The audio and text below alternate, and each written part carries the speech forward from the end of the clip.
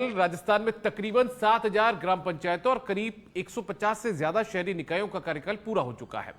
एक राज्य, एक चुनाव के बहाने सरकार पंचायत और निकायों के चुनाव एक साथ करवाना चाहती है। लिहाजा इस कवायद के लिए एक कैबिनेट सब कमेटी भी बना चुकी है। कार्यकाल पूरा कर चुके सरपंचों को प्रशासक भी सरकार ने लगाया, लेकिन कांग्रेस को यह सब रास नहीं आ रहा। पूर्व मुख्यमंत्री अशोक गहलोत को लगता है कि जानबूझकर ये चुनाव टाले जा रहे हैं, जो कि लोकतंत्र से खिलवाड़ हैं। तो उधर कैबिनेट सब कमेटी के सदस्य मंत्री अविनाश गहलोत का दावा है कि अगले 15 से 20 दिनों में इस मसले पर रिपोर्ट जो है वो मुख्यमंत्री को सौंप दी जाएगी। अंतिम निर्णय मुख्यमंत्री को लेना है। ऐसे में आज चर्चा हम इसी मुद्दे पर करेंगे कि क्या वाकई में राजस्थान की सरकार इन चुनावों को टालना चाहती है या फिर विपक्ष में बैठी कांग्रेस सिर्फ अपने सियासी फायदे के लिए सरकार को घेरने में जुटी है।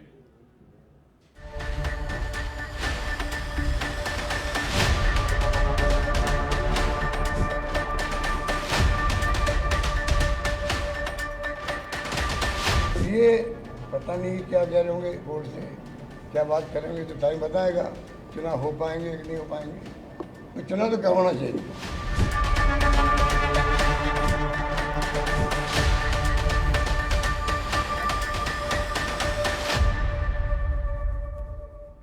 और इसी मुद्दे पर चर्चा के लिए हमारे साथ में कुछ खास मेहमान जुड़ चुके हैं, उनका तारुफ आपसे करवा देते हैं। हमारे साथ में जुड़ चुके हैं शैलेंद्र गुर्जर जी, जो कि बीजेपी के प्रवक्ता हैं। साथ ही हमारे साथ जुड़ चुके हैं राजकुमार शर्मा जी, जो कि कांग्रेस पार्टी के प्रवक्ता हैं। कुछ देर में हमारे साथ जुड़ेंगे देवेंद्र शास्त्री जी, जो कि राजनीतिक विश्लेषक हैं।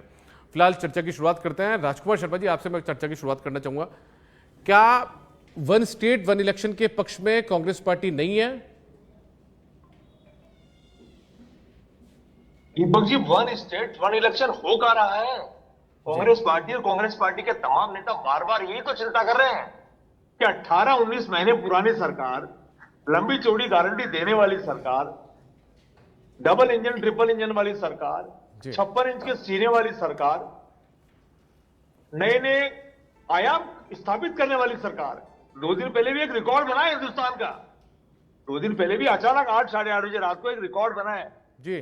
तो कांग्रेस पार्टी के तमाम नेता कह रहे हैं कि जहां चुनाव पेंडिंग हो गए हैं, 10-20 दिन, महीने 2 महीने ऊपर नीचे हो सकते हैं, लगभग 6-6 महीने हो गए, चुनाव नहीं करा रहे हैं आप।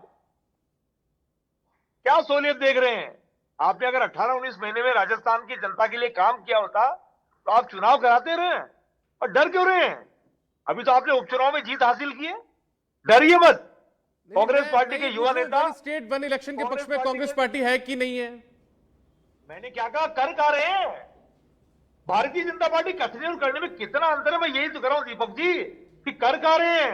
और हमारे नेता राहुल गांधी कहते हैं डरो मत, तो राहुल गांधी के अनुसार मैं भारतीय जनता पार्टी को कह रहा था डरिए मत, चुनाव होने दीजिए।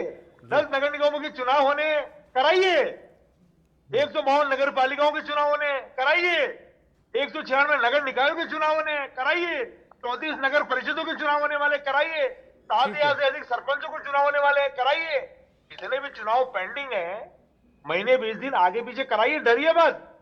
जो काम आपने किया है, राजस्थान की जनता को अगर ठीक लगेगा तो आपको आशीर्वाद मिलेगा, और ठीक नहीं लगेगा तो विपक्ष को आशीर्वाद मिलेगा। डर किस बात से रहे हैं? हम तो नहीं डर रहे विपक्ष में होने के नाते। हमने राजस्थान में बहुत बेहतर काम किए। भारतीय जनता पार्टी ने विधानसभा चुनाव, चलिए मैं शैलेंद्र जी से जवाब ले लेता हूं, फिर वापस आऊंगा। आप कहां डरे थे वो भी बता दूंगा, आपको बता दूंगा। शैलेंद्र जी, मुझे ये बताइए, Congress party one state one election के मुद्दे पर खुलकर कुछ नहीं बोल रही है, लेकिन जिस तरीके से चुनाव में देरी हो रही है, आप लोग पंचायतों में प्रशासक लगा रहे हैं, उसको लेकर नाराजगी तो जाहिर हो ही रही है लोगों की। नहीं दीपक जी, आप समझिए, ये जो सारा गड़बड़ झाला करके गए, ये कांग्रेस की अशोक गहलोत सरकार करके गई है। आप बताइए, उन्होंने कितने जिले बना दिए नए, कितने संभाग बना दिए। उसके बाद हमने आने के बाद जो व्यवहारिक नीति थी उसके तहत, और जो पैरामीटर्स पूरे कर रहे थे उसके तहत उन जिलों को रखा, उन संभाग को रखा, बाकियों को हटा दिया। तो अब आप बताइए, उसमें जो पंचायत समितियां बन गई थी, जिला परिषद बन गए थे, जो ग्राम पंचायती थी, उनका क्या परिसीमन वापस नहीं होगा? क्या वो पुनर्गठन नहीं किया जाएगा? इसमें समय नहीं लगता। और अगर ये कांग्रेस के प्रवक्ता को या अशोक गहलोत जी को जानकारी हो, पहले भी यही कहते थे राम मंदिर वहीं बताएंगे लेकिन तारीख नहीं बताएंगे। राम मंदिर भी बन गया, तारीख पर ही बना, और आज वो खड़ा होकर भव्य श्री राम मंदिर बन चुका है। तो ये क्या है कांग्रेस पार्टी? अरे सुन लो, ऐसे ही वन स्टेट वन इलेक्शन भी होगा, और आपको जल्दी दिसंबर जनवरी में हो जाएगा। और आपको बता दूं, गलतियां आप करके जाओ, पुनर्गठन हम कर रहे हैं। और संविधान क्या कहता है? राजकुमार जी, मंदिर संविधान कैसे के बना बारे में है? जानकारी ले लो। पूरी अमर जो मंदिर की बात म्युनिसिपल तो करे ही कानून मत। है, पंचायतों के भारतीय कानून में, जनता पार्टी को पंचायती राज मंदिर की एक्ट है, बात उसको करने का पढ़ तो हक ही लो। नहीं है। उसमें कहा गया है अगर पुनर्गठन और परिसीमन के लिए अगर समय लेती है मंदिर सरकार भाई तो बनाएंगे। वो परमिसिबल है। आपको मैं बताऊं, परमिसिबल है अगर परिसीमन और पुनर्गठन के लिए अगर समय लिया जाता है तो। ये उसमें देरी पुनर्गठन में हो रही है आप लोगों की तरफ बिल्कुल। से? पुनर्गठन में देरी हो रही है ना, हम हिंदुस्तान क्या की सारी है, आगे हस्तियों को भविष्य में मंदिर बना दिया। बार बार चुनाव आते हैं। कहते हैं मंदिर अरे भाई सुन बनाएंगे। लो, आप कांग्रेस पार्टियों की यही आदत है। राहुल गांधी जी सदन में बहस करेंगे नहीं, बाहर आके चिल्लाने लग जाएंगे। सदन में बहस करेंगे नहीं, भाग तो के बाहर मंदिर आ की बात जाएंगे मत सदन करिए मेरे के। मित्र। अरे क्या करोगे, आप तो समझदार सदन में लोग हैं, बहस करो, भारतीय जनता डिबेट पार्टी के। करो, तथ्यों के साथ आप तो करो, महंगी महंगी कानून बातें के मत साथ करिए। करो। आप बिना कानून और तथ्यों के बहस मत टॉपिक करिए। पे बात राजकुमार करिए। जी सुनिए, कि चुनाव क्यों नहीं करा आप रहे? सुनिए, कमेटी बनी है, मंत्रिमंडलीय सब कमेटी बनी है, कैबिनेट सब कमेटी बनी है, उस वो पूरी कमेटी तो कार्रवाई को पेपर देख लिखने रही में है। बनी थी। पुनर्गठन और ऐसा ही पेपर अरे लिखने में सुनिए, कमेटी बनी परिसीमन, थी। ऐसे चिल्ला लो, हाईकोर्ट की फटकार के बाद ही नहीं मान रहे हो। यू टर्न पे यू टर्न लिए जा रहे हो। कांग्रेस दीपक के जी, क्या भारतीय हालात थे जनता पार्टी ये को तो देख कमेटी लेते। बनाने का हक है भ्रष्टाचार कहाँ? में डूबी हुई कांग्रेस, कमेटी किसके लिए बना रेगिस्तान रहे हैं? बनाने वाली कांग्रेस, ठीक राजस्थान है। को अपराधिस्तान किसके लिए बनाने कमेटी वाली बना रहे हैं? ठीक है। कांग्रेस। आप क्या देवेंद्र बहस करोगे? शास्त्री जी भी हमारे बच्चों साथ का स्टूडियो में आ भविष्य चुके हैं, खराब करने वाली स्टूडियो से कांग्रेस, जुड़ चुके हैं। पेपर लीक माफियाओं को पनपाने वाली कांग्रेस। ठीक आप है। क्या बहस करोगे? ठीक है, चलें जी, कानून एक बार- और नियम से बहस करिए। ठीक है, देवेंद्र जी से मैं बात करूं। देवेंद्र जी, बहुत स्वागत है आपका। धन्यवाद। मुझे ये बताइए, क्या जिस तरीके से सरकार चुनाव में देरी कर रही है, कैबिनेट सब कमेटी बनाई, अब कैबिनेट सब कमेटी के सदस्य ये कह रहे हैं कि अगले 15 से 20 दिन में रिपोर्ट मुख्यमंत्री को सौंप दी जाएगी, उसके बाद में अंतिम निर्णय वो लेंगे। वन स्टेट वन इलेक्शन का हवाला दिया जा रहा है। क्या ये तमाम जो पूरी कवायद है देवेंद्र जी, क्या ये सियासी नफे नुकसान की गणित को ध्यान में रखकर की जा रही है? देखो दीपक, सच्चाई तो यह है कि जो प्रजातांत्रिक व्यवस्था है उसमें जनता के हाथ में जो ताकत है वो वोट की ताकत है। तो निश्चित रूप से जब एक समय हो जाए तो जिन संस्थाओं को, जिन पॉलिटिकल पार्टीज को जनता ने चुना है, उनकी ये ड्यूटी है कि वो जगह छोड़ दे और जनता को कहे कि आप अब बताइए अब आगे हमको कैसे चलना है और कौन हमारे जनप्रतिनिधि आप चाहते हैं। तो ये व्यवस्था गड़बड़ाती है क्योंकि हमारे राजनीतिक दल जो हैं वो, मैं किसी एक पर्टिकुलर दल की बात नहीं कर रहा हूँ, अगर कांग्रेस सत्ता में होती है तो जीत की व्यवस्था के लिए वो सारी व्यवस्थाएं करने की कोशिश करती है। वो पुनर्गठन भी करती है, वो जिले भी बनाती है, वो नई नई पंचायत समितियां भी गठित करती है। तो वो उनका मकसद एडमिनिस्ट्रेटिव कन्वीनियंस बहुत कम होता है और राजनीतिक लाभ लेने के हिसाब से जाति के आधार पे उनको डिवीजन करके अपने जीत की व्यवस्था करने की ज़्यादा होती है। और अब जो डिले हो रहा है, मुझे ये बात कहने में कोई संकोच नहीं है कि भारतीय जनता पार्टी भी अब जो सीमांकन, पुनर्गठन, जो कुछ भी चल रहा है, जो कमेटियां बना के किया जा रहा है, वो सारा का सारा इस गणित के साथ किया जा रहा है कि कैसे हम ग्रामीण क्षेत्रों में पार्टी को मजबूत करके पंचायत चुनाव में और शहरों में निकाय चुनाव में जीत हासिल करवाएं। तो उसी के तहत ये सारी की सारी देरी भी हो रही है। ये तो आप बहुत अच्छी तरह जानते हैं कि भारतीय जनता पार्टी को शहरी इलाकों में ज्यादा बहुमत हासिल होता गांव की पार्टी है और ग्रामीण इलाकों में उतना मजबूत स्थिति नहीं है। तो निश्चित रूप से मैं नहीं समझता कि अच्छा, इसमें कोई भारतीय जनता पार्टी कोई गलत कर रही है। अगर आज की राजनीति देखी जाए तो, वैसे तो देखिए जनता का अधिकार है, उनको मिलना चाहिए, लेकिन भारतीय जनता पार्टी भी ये जैसे शैलेंद्र जी कह रहे हैं कि साहब वो जिले बना गए, समितियां बना गए। अरे भाई, पुराना स्ट्रक्चर तो आपके पास था, आप चाहते तो वोट उसके आधार पर कर सकते थे, लेकिन वो नहीं, इसलिए नहीं हो रहे हैं, इसलिए डिले हो रहे हैं क्योंकि उनको अपने हिसाब से सारा सीमांकन, पुनर्सीमांकन कंप्लीट हो जाएगा। जब ये तय हो जाएगा कि हाँ जी अब हमारी स्थिति ठीक हो सकती है, तब ये चुनाव होंगे। अजी, वन स्टेट वन इलेक्शन के जो हवाला दिया जा रहा है, इसमें कितना दम लगता है आपको? देखिए, वन स्टेट वन इलेक्शन ये खाली जुमला भर है, इससे कोई ताल्लुक नहीं है राजस्थान का अकेले का ये सब नारा देना। ये सब डिले की टैक्टिस है और जितनी कमेटियां बनाना या ये सब वन स्टेट वन इलेक्शन का जुमला छोड़ना, इसका कोई अर्थ नहीं है। मैं ये कह रहा हूं कि असेंबली चुनाव के साथ होना चाहिए, फिर तो आप छोड़ दीजिए, क्यों करवा रहे हैं आप अभी?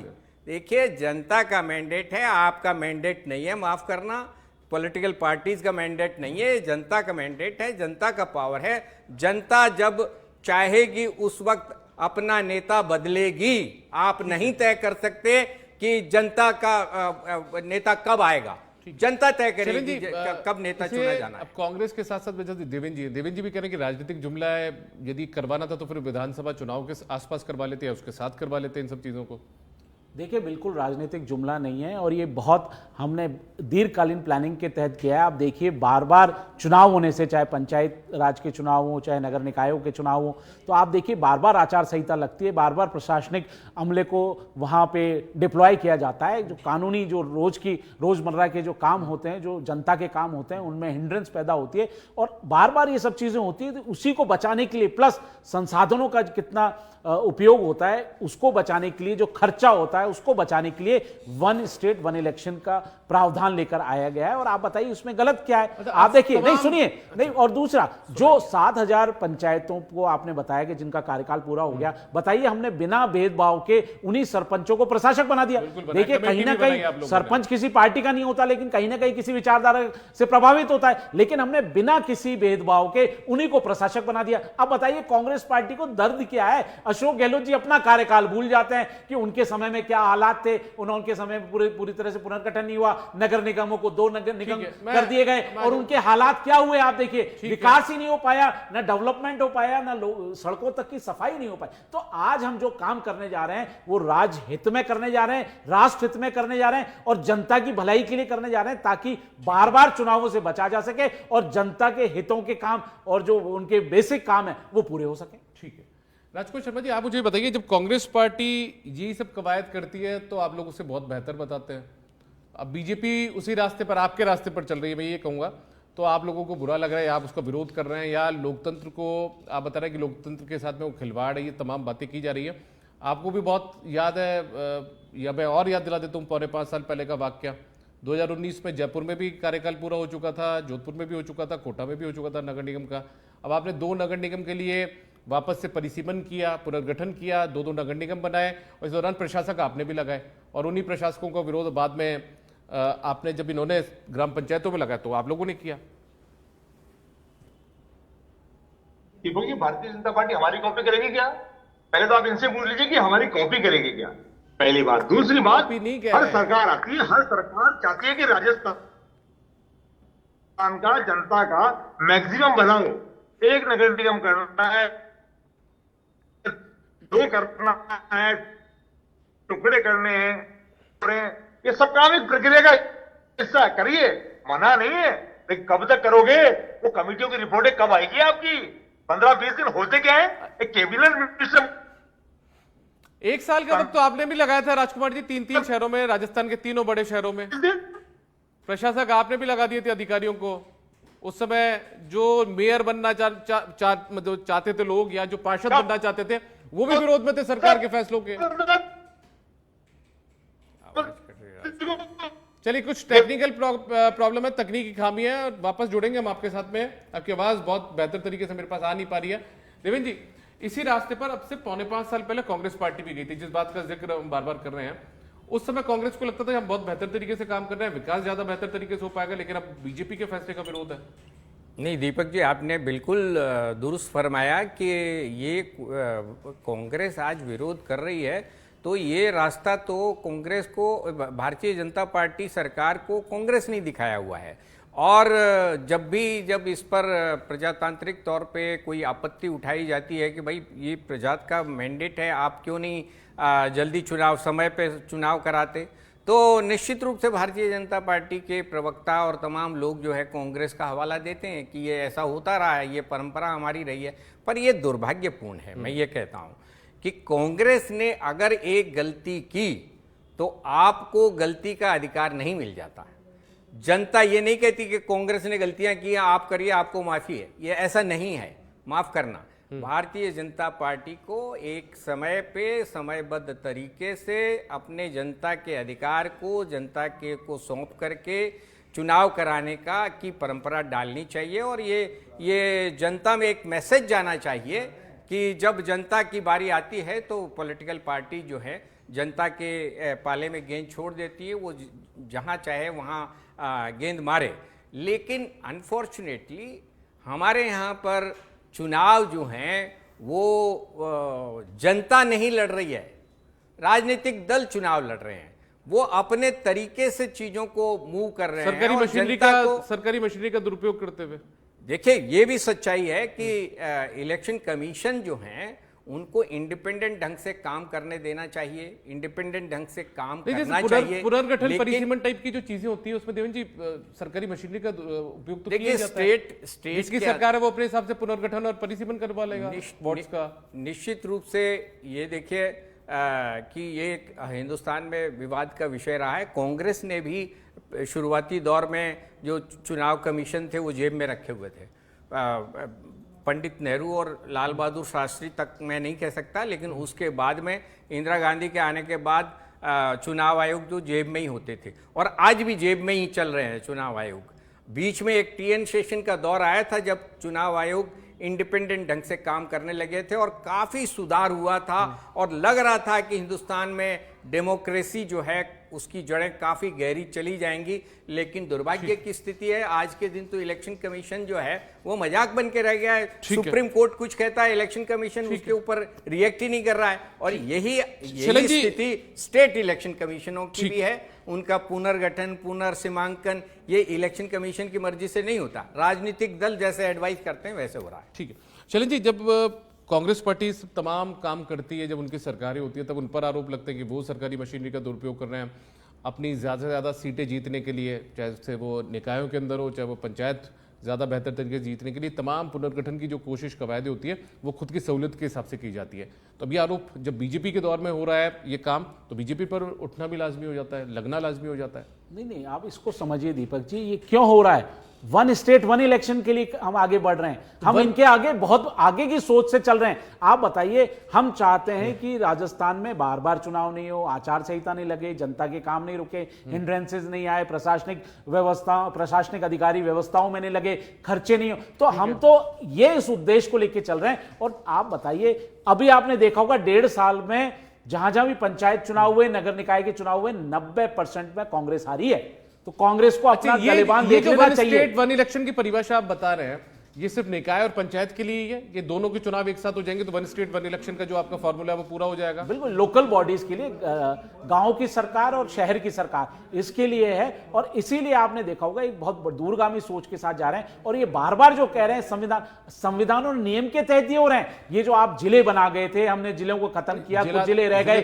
संभागों को खत्म किया, तो जितने भी पंचायतें हैं, पंचायत समितियां हैं, परिषद हैं, वो सब वापस उनका सीमांकन होगा, पुनर्गठन हुआ, उसी के लिए कवायद चल रही, उसके लिए कमेटी बनाई गई। और आपने देखा कमेटी ने कहा हम 15-20 दिन में रिपोर्ट सबमिट कर देंगे, और रिपोर्ट सबमिट करने के बाद माननीय मुख्यमंत्री भजन लाल जी उस पर निर्णय लेंगे। और हम चाहते हैं कि चुनाव हो, हम ये नहीं कह रहे कि चुनाव नहीं कर चाहते, हम तो चुनाव कराएंगे, लेकिन हमारा उद्देश्य डिफरेंट हो गया। जो कांग्रेस का हुआ करता था कि आने हर समय चुनावी बोर्ड में रहो, सरकार हमेशा 5 साल पंचायत, कभी पंचायत चुनाव, कभी नगर निकाय चुनाव, कभी निगम चुनाव, तो ये सारी चीजें जो है आप अपनी बात रख भी दीजिएगा। मेरा एक सवाल ये था, प्रक्रिया को सरल करने के लिए। ठीक है, ये वन स्टेट वन इलेक्शन की परिभाषा सिर्फ ये है कि पंचायत और निकाय के चुनाव एक साथ हो जाए, बाकी विधानसभा और लोकसभा तो अलग अलग होंगे ही। दीपक, तुमने सही पॉइंट पकड़ा। मैं शैलेंद्र जी के इस तर्क से थोड़ा सा डिफर करता हूं कि वन स्टेट वन इलेक्शन केवल ये निकायों के चुनाव हो जाने से हो जाएंगे।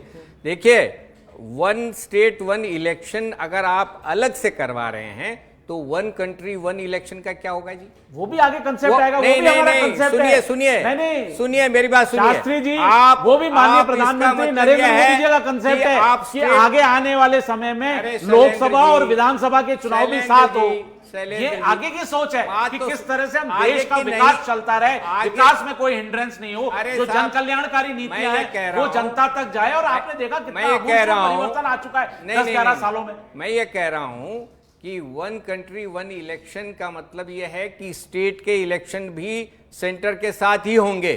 तो आप जो है लोकसभा और विधानसभा के चुनाव एक साथ हो और नगर निकाय और दूसरे अलग हो जाए। बिल्कुल, वो तो अलग अलग। अब इसके देखिए, अब वन कंट्री वन इलेक्शन सरकार है, वन स्टेट शहर की सरकार वन इलेक्शन, विधानसभा राज्य की सरकार है, पूरे देश की सरकार है। शैलेंद्र जी एक मिनट सुन लेते हैं। देखिए, वन स्टेट वन इलेक्शन में भी फर्क है। कि असेंबली के चुनाव कभी होंगे और पंचायती चुनाव और इनके अलग होंगे? कहां से हुआ? एक बार बताइए, 5 साल में और इसके अलावा एक पॉइंट और शैलेंद्र जी नगर निकायों के चुनाव होते, अरे वो छोड़ दीजिए कितनी बार होंगे, ऐसे कैसे, लेकिन एक साथ करेंगे ना आप। हमारा सोच है, नहीं, उस सोच से हम आगे बढ़ रहे हैं। मैं सोच की बात कर रहा हूँ, भला कर सके, मैं उसी सोच की बात कर रहा हूँ जो ज्यादा बेहतर हो जो सके, प्रैक्टिकल ज्यादा मिल सके, जो प्रैक्टिकल नहीं है। शैलेंद्र जी एक मिनट, शैलेंद्र एक एक करके बात रख लीजिए। जो प्रैक्टिकल नहीं है वो सोच किस काम की? मुझे एक बात बताइए कि असेंबली इलेक्शन आप अलग करवा रहे हैं और स्टेट के पंचायत चुनाव आप अलग कर रहे हैं, कहां से एक हो रहे हैं?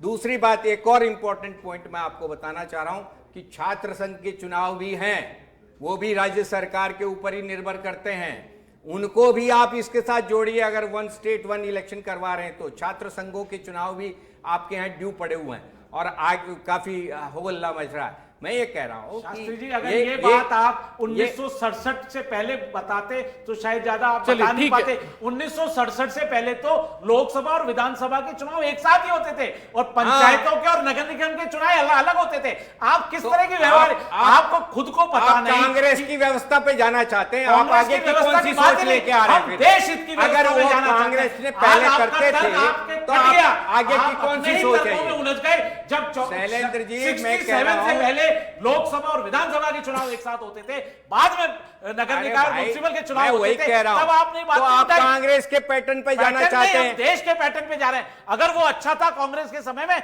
तो उसको हम लागू करेंगे, ये नहीं, हम कभी भेदभाव नहीं करते। कह रहा हूं, आपका तर्क यही कट गया।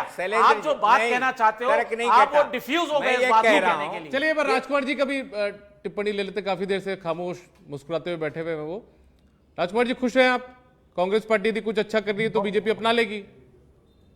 दीपक जी, हमको बड़ा ताज्जुब हो रहा कि भारतीय जनता पार्टी देश की चिंता कब से करने लगी, देश के लोगों की चिंता कब से करने लगी। देश के सबसे बड़े वीवीआईपी 3-4 दिन से बीमार हैं, कोई मिलने नहीं गया उनसे, कोई हाल पूछने नहीं गया। और अभी पिछले एक सत्र के अंदर लोकसभा में कोई धक्का मुक्की हल्की फुल्की लग गई थी, 2-3 नाटकीय सांसदों को अस्पताल में भर्ती। मुद्दे पे आ जाइए ना, क्या कर दे रहे हो? देश की जनता की भलाई कर रहे हैं, जन कल्याणकारी नीतियां लाए, तभी तो राहुल गांधी जी 2013 से 13-12 साल तक भारत की जनता ने नकार दिया। राहुल गांधी से भटक रहे हैं, कांग्रेस की विचारधारा को, नीति सिद्धांतों को भारत की जनता नकार चुकी है। आपने जो राजस्थान में आज आप बात कर रहे हो, अगर अशोक गहलोत जी अपने कार्यकाल को देख लेते, किस तरह से व्यवहारिक नीतियां बनाई, बिना स्टडी के बनाई, बिना नीतियों के बनाई, बिना रिसर्च के बना दी और बिना बजटीय प्रावधान के बनाई। सर, मेरे पास वक्त की कमी है, देखिए वक्त की कमी है, एक एक करके यदि टिप्पणी दे दें, आप अपनी टिप्पणी कर लें ताकि राजस्थान इसमें चुनाव हो सके। राजकुमार जी, आपकी आखिरी टिप्पणी कर दीजिए, आप एक काम करिए। दीपक जी, हमारी आखिरी और पहली और अंतिम टिप्पणी तो यही है कि गोविंद सिंह डोटास राज्य की 10.5 लाख पदाधिकारियों की टीम तैयार है और भारतीय जनता पार्टी चुनाव कराने से पहले अपनी टीम की घोषणा करवा ले। 5 साल से तो टीम बनी नहीं थी, ब्लॉक अध्यक्ष बना नहीं पाए थे, 5 साल से टीम नहीं थी, मंडल अध्यक्ष नहीं थे, जिला अध्यक्ष नहीं थे, आज ये कह रहे हैं कि हमारी टीम तैयार है। अरे पहले आप अपने गलबान में जाओ, अपने घर को ठीक करो। अशोक गहलोत जी ने जो कमियां छोड़ी थी, ठीक है, जिस तरह सर, के एक एक करके, व्यवहार सर, एक एक करके, एक एक तार्किक नीतियां लेकर आए थे, उनको सही करने का काम माननीय बजरंग सरकार कर रही है। राजकुमार जी, कांग्रेस पार्टी अब क्या सड़कों पर उतरेगी क्या इस पूरे मामले को लेकर, या सिर्फ इसी तरीके से पीसीसी में मदेरणा जी को लेकर जो कार्यक्रम होगा उस दौरान गहलोत साहब आएंगे, बाहर मीडिया से निकलते हुए बयान देके चले जाएंगे कि साहब लोकतंत्र के साथ खिलवाड़ है, या डोटासरा जी प्रेस नोट जारी कर देंगे, सड़कों पर उतरेंगे क्या? दीपक जी, राजस्थान के आवाम के हित के लिए कांग्रेस पार्टी विपक्ष का पूरा अपना ईमानदारी से धर्म निभाएगी, भारतीय जनता पार्टी की कॉपी नहीं करेगी। 1.5 साल में तो विषय मिला नहीं, कोई मुद्दा मिला नहीं कि सड़कों पे आ पाए कांग्रेस पार्टी।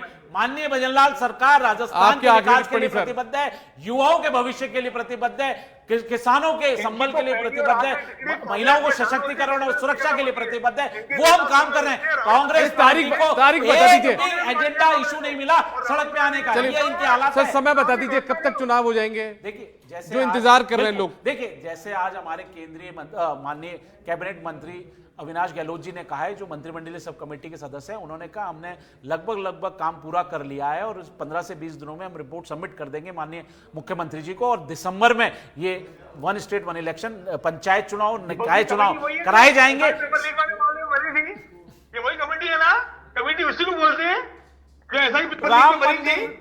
राम मंदिर कब बनाओगे, ये तारीख नहीं बताओगे? वही है, तारीख भी बता दी, प्रभु श्री राम का भव्य मंदिर भी बन गया, आप तो बोले ही नहीं, कांग्रेस पार्टी ठीक है, तो बोले ही नहीं। मैं देवेंद्र जी के पास जा रहा हूं सर, देवेंद्र जी के पास जा रहा हूं सर। देखिए दीपक, सच्चाई ये है कि पंचायत चुनाव और निकायों के चुनाव ड्यू हो चुके हैं और कार्यकाल जो है प्रशासक बनाए जा चुके हैं। इनके अंदर जो है बिना पब्लिक की मैंडेट के आपने प्रतिनिधि रखे हुए हैं। तो भजनलाल सरकार को चाहिए कि जनता का जो अधिकार है वोट करने का, वो जल्दी से जल्दी उनको दे दिया जाए। आपका पुनर्सीमांकन क्या मायने रखता है अगर जनता का प्रतिनिधि वहाँ पर काम नहीं कर पा रहा है और प्रशासक आपने बैठाए हुए हैं? इसलिए मैं समझता हूँ कि ये बड़ी डिमांड है जनता की, और रूरल एरिया में कम से कम उनकी आवाज़ जो है सरकार तक और तमाम लोगों तक नहीं पहुंचती है, लेकिन उनका जो वोट का अधिकार है वो उनको तत्काल मिलना चाहिए। मैं इसमें करेक्शन कर दूं, जो प्रशासक हैं वो जनप्रतिनिधि हैं, जिनको प्रशासक नहीं, बनाया गया है। उनका कोई कार्यकाल सरकारी खत्म अधिकारी हो नहीं गया। बैठा है, कोई सरकारी अधिकारी नहीं बैठा है, कार्यकाल खत्म हो जनप्रतिनिधि गया। ही। कोई बात नहीं, हो गया तो नहीं। कर तो जनप्रतिनिधि ही बैठा है ना, प्रशासक वही काम करा रहा है, पहले भी तो वही फिर तो जनता के कभी काम चुनाव करा की रहा है, जरूरत आज भी वही नहीं काम करा है, रहा है। फिर तो हमने वो बिना हमेशा के लिए भेदभाव के जनप्रतिनिधियों जनप्रतिनिधियों को प्रशासक नहीं, बनाया नहीं, नहीं, और आने वाले समय में फिर तो वो आप जिंदगी देखेंगे भर के लिए हो दिसंबर सकती में रात को नगर साढ़े निकाय, आठ बजे तक निकायों नहीं के और पंचायतों के चुनाव होंगे। जारी ये जनता के अधिकार का उल्लंघन है अगर आप ये कहते हैं कि नहीं वो जो जनप्रतिनिधि है। आज के दिन वो जनता के प्रतिनिधि नहीं है, उनका कार्यकाल पूरा हो गया तो जनप्रतिनिधि तो नहीं कहा जा सकता ना। मैं आपको बताऊं, जैसे आप बता रहे हैं कि अगर आप देखेंगे म्युनिसिपल एक्ट की धाराएं 243 में आपको 5 साल का कार्यकाल होता है, निश्चित तौर पे 5 साल बाद चुनाव कराए जाते हैं। लेकिन अगर परिस्थितियां इस तरह से होती हैं कि अगर कोई नई जिले का गठन हो गया है और उनकी पंचायतों को और परिषदों को हटाया गया है, वार्डों निकायों को हटाना है, उनका सीमांकन करना है और पुनर्गठन करना है, क्योंकि पहले जो जिले बने थे उनके व्यवहारिक थे नहीं, तो इसीलिए समय लग रहा है, उसमें परमिशन परमिसिबल है और कानून भी परमिट करता है, उनको प्रशासक कहा जाता है। चलिए ठीक है, मैं बस वक्त की कमी है सर, परमिशन नहीं देता है, है इसलिए कि हम प्रशासक कहा जाता है। सीमांकन पुनर्गठन करें और उसके बाद चुनाव ठीक है। कराएं। बहुत शुक्रिया आप तीनों का, देवेंद्र शास्त्री जी, शैलेंद्र गुर्जर जी और साथ में राजकुमार शर्मा जी। आप तीनों हमारे साथ जुड़े, इस खास चर्चा में हिस्सा लिया और काफी महत्वपूर्ण विचार भी अपने यहाँ पर रखे हैं। तो कुल मिलाकर देखिए, जिस तरीके से निकायों का कार्यकाल पूरा हुआ, कुछ निकायों का, कुछ ग्राम पंचायतों का कार्यकाल पूरा हुआ, उसके बाद में चुनावों को लेकर लगातार मांग उठ रही है, लेकिन सरकार का दावा है कि वो वन स्टेट वन इलेक्शन को करवाने के लिए पूरी कोशिश कर रही है, कवायद कर रही है और जल्द ही से पूरा भी कर लिया जाएगा। फिलहाल इस खास पेशकश में इतना ही, इजाजत दीजिए, नमस्कार।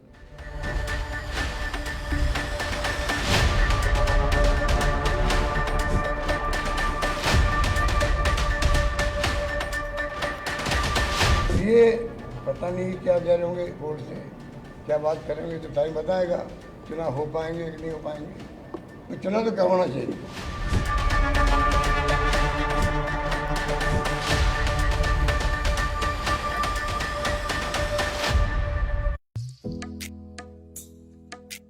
पहले स्कूल पहुंचते पहुंचते सुबह का एक हिस्सा बीत जाता था। अब रास्ता संवरा है और वो बचा हुआ समय पूजा के सपनों का कागज बन गया है। सड़कें बनी, दूरी घटी और समय मिला उसे अपने लिए। पहले पानी के लिए दूर तक जाना पड़ता था, लेकिन जब पानी घर के नल तक आया तो माँ ने सपने सिलने शुरू किए। बिजली अब रोज आती है और उस रोशनी में झिलमिलाता है भरोसा। फसलों को मिलता है भरपूर पानी और किसान को मेहनत का सही मोल, क्योंकि अब खेतों से खुशहाली उपजती है। अब होमवर्क जल्दी हो जाता है और नन्ही हाथ नई कहानियां लिखते हैं, क्योंकि जब बेहतर सुविधाओं के कारण समय बचता है तो जिंदगी नई राह चुनती है।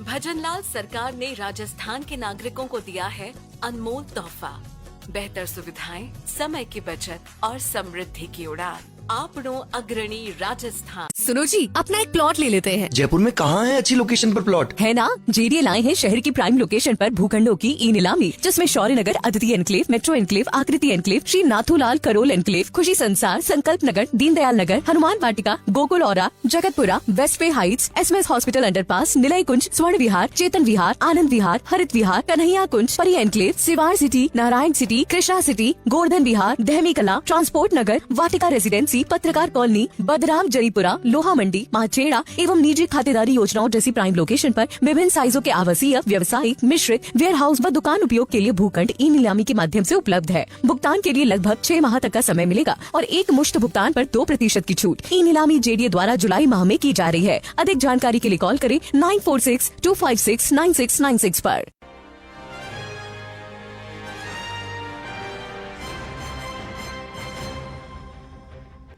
नमस्कार, आप देख रहे हैं सच पे धड़क और मैं हूं आपके साथ स्नेहा प्रजापत। चलिए रुक करते हैं बेधड़क रफ्तार का। प्रधानमंत्री मोदी का ब्रिटेन और मालदीव दौरा। 2 देशों के 4 दिवसीय दौरे पर रवाना हुए मोदी। ब्रिटेन दौरे के बाद मालदीव जाएंगे पीएम मोदी। ऑपरेशन सिंदूर पर राज्यसभा में 29 जुलाई को होगी चर्चा। राज्यसभा में ऑपरेशन सिंदूर पर 16 घंटे होगी चर्चा। राज्यसभा में बीएससी की मीटिंग में हुआ फैसला। लोकसभा और राज्यसभा की कार्रवाई का तीसरा दिन विपक्षी सांसदों ने वेल में लहराए काले कपड़े। स्पीकर बोले, सड़क का व्यवहार न करे संसद में। संसद भवन परिसर में विपक्ष का प्रदर्शन। मकर द्वार पर बिहार विदेश गहन पुनर्निरीक्षण के विरोध में किए नारेबाजी। नेता प्रतिपक्ष राहुल गांधी सहित अखिलेश यादव भी आए नजर। सीज फायर को लेकर बोले लोकसभा में विपक्ष के नेता और कांग्रेस सांसद राहुल गांधी। कहा, ट्रंप कौन होते हैं सीज फायर कराने वाले? सरकार कहती है ऑपरेशन सिंदूर चालू है। ट्रंप का